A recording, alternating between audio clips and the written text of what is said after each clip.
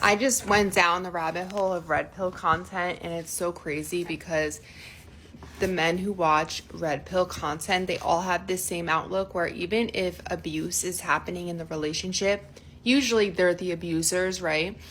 That you have to stick around and you're taking the easy way out by getting a divorce. The easy way out. That is the easy way out. And people today, they can't stick it out and be strong and create a marriage that's strong. They can't get through the tough times. The thing they don't understand is this isn't tough times they're putting us through, a lot of these men. It's straight up abuse, okay? There is a difference between going through hard times in a marriage and going through abuse. There's a difference, but these guys who watch the red pill content, they don't understand that. They look at abuse as just going through hard times. No, you're being abusive. There is a huge difference. They don't get it. They don't get it. Just stick it out. So let me first just dismiss this whole notion that she's lying. I don't usually come on here and just definitively say somebody is just lying flat out through their teeth. But in this instance, because everybody usually believes that they're right, but when you actually look at the title, and the title of her video is "The Red Pill Destroyed Her Marriage," right? Red pill content has destroyed her marriage. Now, I don't know the ins and outs of the details of her marriage, so I'm not going to speak on that. But she decided to upload this publicly. And I think that, every once in a while, somebody sends me one of these videos and I have to go ahead and dispel a lot of these myths as this woman says that she's going down this rabbit hole of red pill content. So, first of all, and this is the biggest point because this is the biggest point that she was making inside of her video. Nobody advocates for anybody to stay through abuse. Now, I also understand that women define abuse differently depending on who you're talking to. Some of them say financial abuse. Some of them say emotional abuse. Some of them say, mental abuse. And then obviously we have the king of them all, physical abuse. Now, because we have such a broad range and spectrum of people to use different definitions depending on how they feel at the time, I'm not going to substantiate that, but we just going to take it on the surface. Physical abuse is always a reason to leave, and nobody, I don't know anybody, not one man on the internet, not one man in real life, that says that you are supposed to stay through physical abuse. If she is talking to that, she is absolutely wrong, flat out. Under no circumstances, if somebody, and guys say this all the time, I know of, or I know personally most of the guys that would define themselves as red pill. Now I'm going to go through the whole gamut and explain to you exactly what red pill is so that you are not confused by these people that are bitter at the fact that they lost their marriage to the fact that they were not what they were supposed to be, but instead they want to blame it on the internet instead of taking ownership and accountability for the situation that they're either leaving or they put themselves into. Okay, so let me reemphasize this again. I don't know anybody, and I don't consider myself a red pill content creator. I am a content creator that understands red pill. I am red pilled because red pill is just, and this is the basics of it. It is the truth.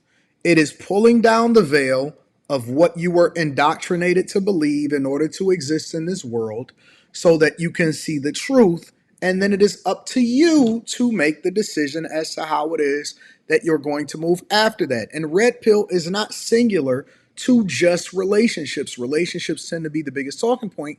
So that's the thing that they use it for. But red pill, I'll give you an example. Kevin Samuels got a lot of flack for telling women the truth.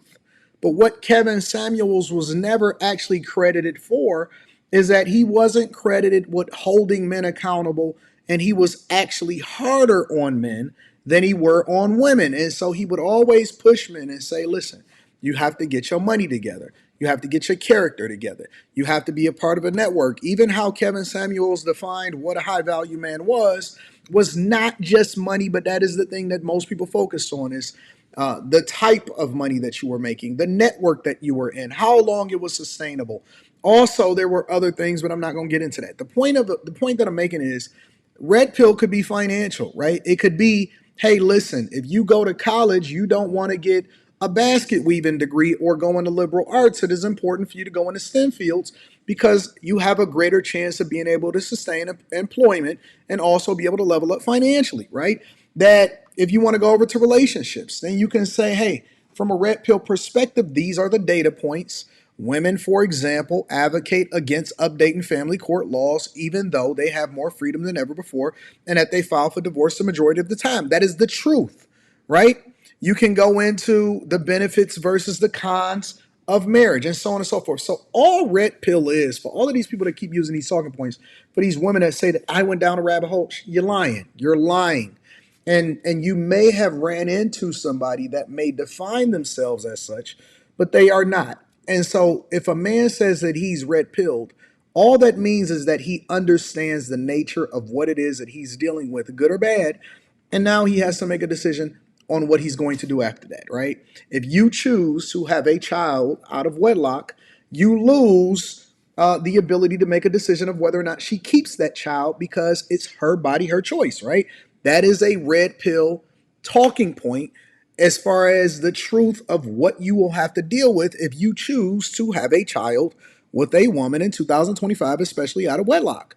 You're probably gonna go to child support court. It's just the truth. If she gets mad at you and even if she gets mad later, she has the ability to get retroactive child support because you had a child out of wedlock.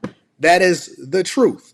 Now, as far as her lying about abuse, listen, women define abuse different ways depending on if they don't get their way. If you are getting physically abused, and I say this for men or women, you are not obligated to stay. It is probably best that you leave. And, nobody should be getting their hands put on them. That's just definitive. I suspect that she's not even physically abused, if I just had to guess.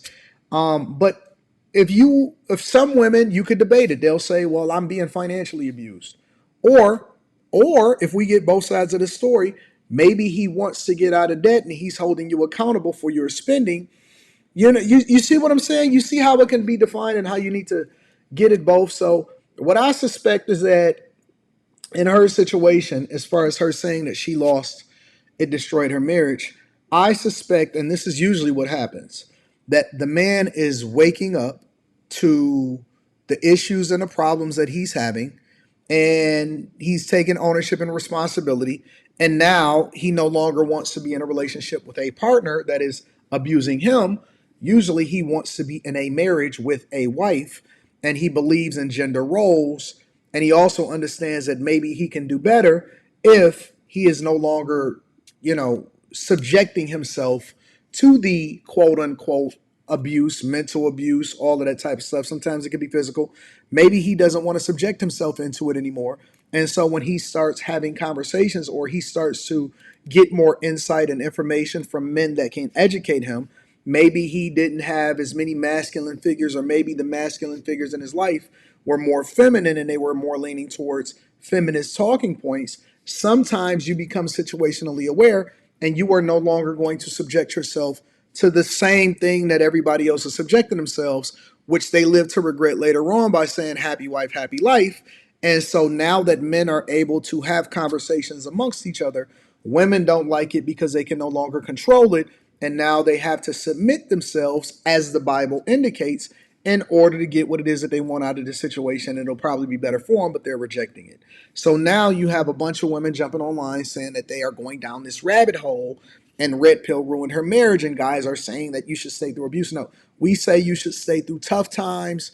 And if you go by your marriage vows, it says for better or for worse and richer and poor. Don't only be around us when we got money. Don't only be around us when everything is good. Life, sometimes you have life events, you have deaths in your family, you lose your job, you get laid off, you have children, people have postpartum. It's a lot of things. You just don't run off and break off your marriage and run because you're not happy at the time. You stick it out because it's what's best for the children. And most of the time, long term is best for you too.